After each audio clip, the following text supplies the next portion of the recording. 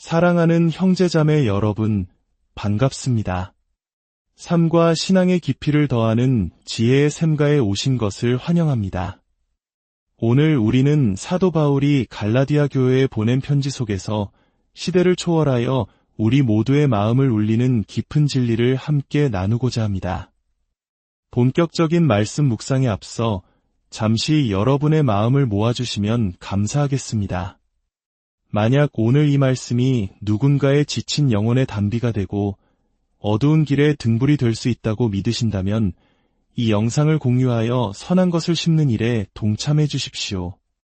여러분의 구독과 나눔은 하나님의 말씀이 더 널리 퍼져나가게 하는 귀한 사역의 씨앗이 됩니다. 이 채널을 통해 주님의 은혜가 계속해서 흘러갈 수 있도록 함께해 주시길 부탁드립니다. 이제 우리의 마음을 열어 하나님의 음성에 귀 기울이는 시간을 갖겠습니다. 오늘 우리가 함께 묵상할 말씀은 갈라디아서 6장 6절에서 10절의 말씀입니다. 특히 9절과 10절을 중심으로 그 깊은 의미를 탐구해 보겠습니다. 말씀은 이렇게 시작합니다. 가르침을 받는 자는 말씀을 가르치는 자와 모든 좋은 것을 함께하라. 이는 단순히 물질적인 나눔을 넘어 우리 삶의 자원을 하나님의 말씀 사역을 위해 기꺼이 내어놓으라는 권면입니다. 우리가 가진 시간, 재능, 물질을 통해 교회를 세우고 복음이 온 세상에 전파되는 일을 돕는 것은 성도의 마땅한 도리입니다. 그리고 곧이어 우리를 향한 엄중한 경고가 이어집니다. 스스로 속이지 말라. 하나님은 업신여김을 받지 아니하시나니 사람이 무엇으로 심든지 그대로 거두리라. 스스로 속이지 말라. 이 말씀이 우리의 마음을 강하게 두드립니다. 우리는 때로 스스로를 속이며 살아갑니다. 이 정도는 괜찮겠지. 나중에 회개하면 되지 하는 아니란 생각으로 육체의 욕망을 따라 씨앗을 뿌리면서도 영적인 풍성한 열매를 기대하는 모순에 빠지곤 합니다. 하지만 하나님은 결코 조롱받거나 속으시는 분이 아니십니다. 우주를 관통하는 영적 법칙, 심고 거두는 법칙은 예외 없이 적용됩니다. 마치 농부가 콩을 심고 파디 나기를 기대할 수 없듯이 우리의 삶도 정확히 우리가 심은 것의 열매를 맺게 됩니다. 바울은 이 법칙을 두 가지 길로 나누어 명확하게 설명합니다. 자기의 육체를 위하여 심는 자는 육체로부터 썩어질 것을 거두고 성령을 위하여 심는 자는 성령으로부터 영생을 거두리라. 육체를 위하여 심는 것은 무엇일까요? 이는 단순히 죄악된 쾌락만을 의미하지 않습니다. 자기중심적인 삶, 세상적인 성공, 썩어 없어질 것들에 우리의 모든 시간과 에너지를 쏟아붓는 삶 전체를 의미합니다. 하나님과 그분의 뜻에는 무관심한 채 오직 나 자신의 만족과 유익만을 위해 살아가는 삶의 방식입니다. 그 마지막은 결국 썩어질 것, 즉 허무와 영원한 죽음뿐이라고 성경은 분명히 경고합니다. 반대로 성령을 위하여 심는 것은 무엇입니까? 이는 성령께서 우리 안에서 원하시는 것들, 즉 하나님의 말씀을 배우고 전파하는 일을 돕고 사랑과 희락, 화평과 같은 성령의 열매를 맺기 위해 힘쓰며 우리의 삶을 하나님의 영광을 위해 드리는 것을 의미합니다. 그 결과는 놀랍게도 영생입니다. 천국과 지옥이, 영원한 생명과 영원한 파멸이 우리가 가진 자원을 어떻게 사용하느냐에 달려있다는 이 말씀은 우리를 정신이 번쩍 들게 합니다. 우리가 만약 하나님과 그분의 나라에 무관심하고 이기적으로 살아간다면 우리는 썩어질 것을 거둘 것입니다. 그러나 우리가 하나님을 사랑하고 그분의 말씀을 사랑하며 그 복음을 전파하기 위해 살아간다면 우리는 지금 이 순간부터 영원까지 이어지는 참된 생명을 누리게 될 것입니다. 위대한 영적 원리를 설명한 후 바울은 지치기 쉬운 우리 성도들을 향해 따뜻한 격려를 건넵니다. 우리가 선을 행하되 낙심하지 말지니 포기하지 아니하면 때가 이름에 거두리라. 그러므로 우리는 기회 있는 대로 모든 이에게 착한 일을 하되 더욱 믿음의 가정들에게 할지니라. 낙심하지 말라. 우리 한국인들은 일제강점기와 6.25 전쟁이라는 잿더미 속에서도 하면 된다는 끈기와 인내로 오늘의 번영을 이룬 민족입니다. 우리는 인내의 가치를 누구보다 잘 압니다. 하지만 영적인 여정은 때로 그보다 더 길고 고단하게 느껴질 수 있습니다. 아무리 선을 행해도 알아주는 이 하나 없는 것 같고 기도해도 상황이 나아지지 않는 것처럼 보일 때 우리는 쉽게 지치고 낙심하며 주저앉고 싶어집니다. 하지만 주님은 말씀하십니다.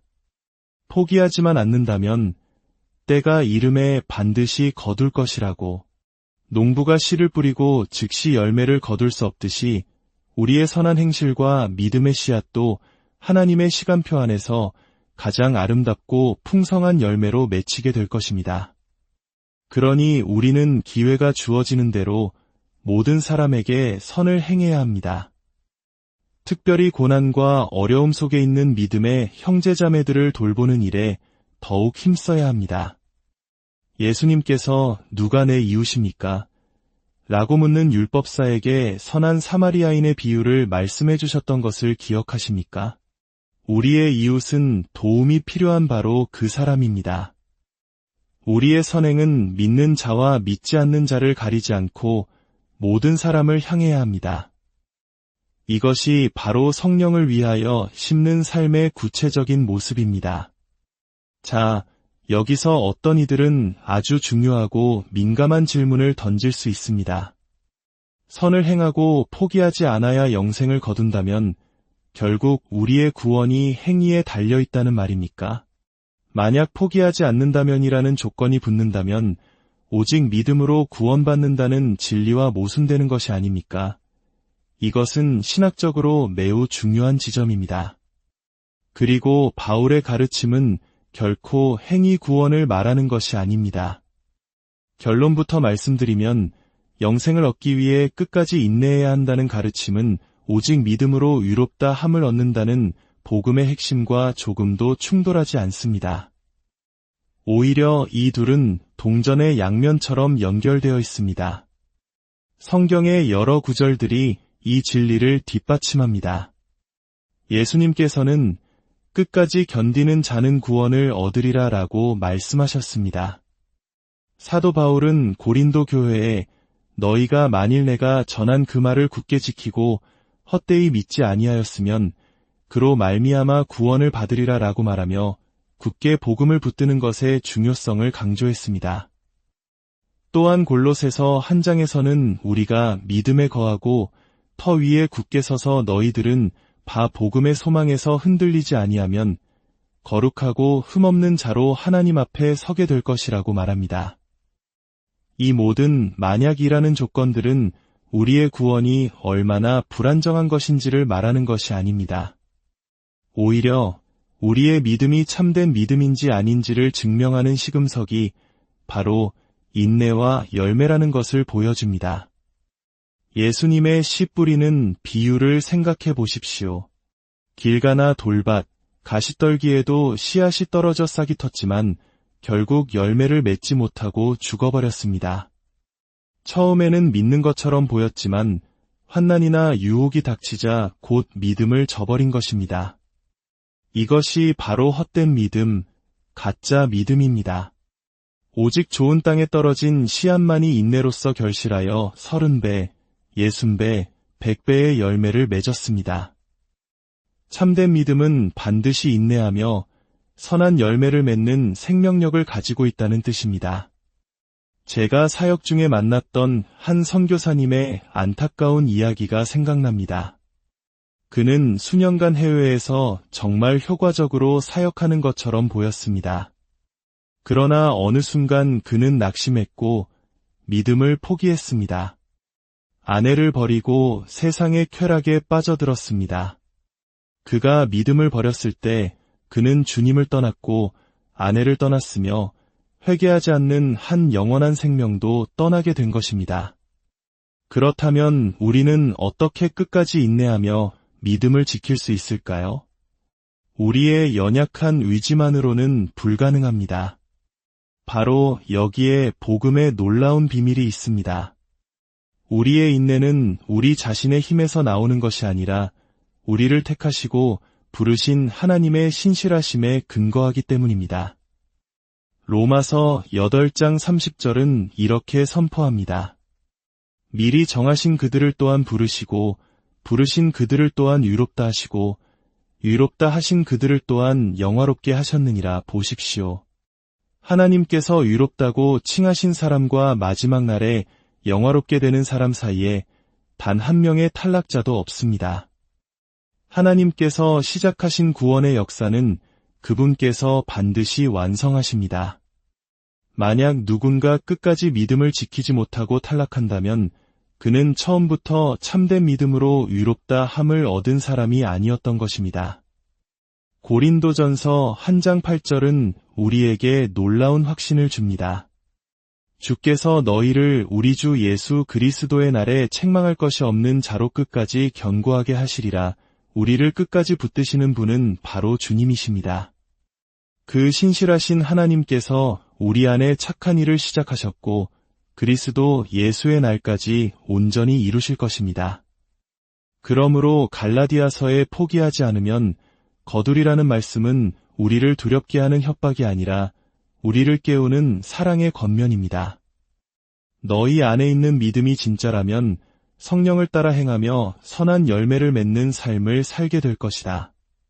그러니 낙심하지 말고 계속 그 길을 걸어가라. 고 격려하시는 음성입니다. 성령을 따라 행하는 삶은 새로운 율법이 아닙니다. 그것은 그리스도인으로 살아가는 삶 그 자체입니다. 성령의 능력 안에서 하나님의 약속을 신뢰하며 살아갈 때 우리는 하나님의 은혜와 능력이 우리 삶에 흘러넘치는 것을 경험하게 되고 우리가 참으로 하나님께로부터 난 자녀임을 증명하게 됩니다. 사랑하는 성도 여러분, 낙심하지 마십시오. 포기하지 마십시오. 위대한 추수의 때가 다가오고 있습니다. 저는 이제 70을 훌쩍 넘긴 나이지만 이 말씀을 녹음하는 지금 제 안에서 기쁨의 에너지가 솟아오르는 것을 느낍니다. 멈추지 맙시다. 가르치는 것을, 전도하는 것을, 섬기는 것을, 기도하는 것을 멈추지 맙시다. 우리 주변의 이웃들 속에서 선한 일을 행할 기회를 끊임없이 찾읍시다. 끝까지 달려갑시다. 경주를 아름답게 마칩시다. 모든 이에게 선을 행하기로 결단하는 자들에게는 상상할 수 없는 하나님의 은혜가 부어질 것입니다. 이 말씀이 우리에게 생명을 주고 소망을 주며 새로운 힘을 공급하기를 원합니다. 성령을 따라 걸어갑시다. 성령을 위하여 우리의 삶을 심읍시다. 그리하여 마지막 날 주님 앞에서 영원한 생명의 풍성한 열매를 거두는 저와 여러분 모두가 되기를 우리 주 예수 그리스도의 이름으로 간절히 축원합니다.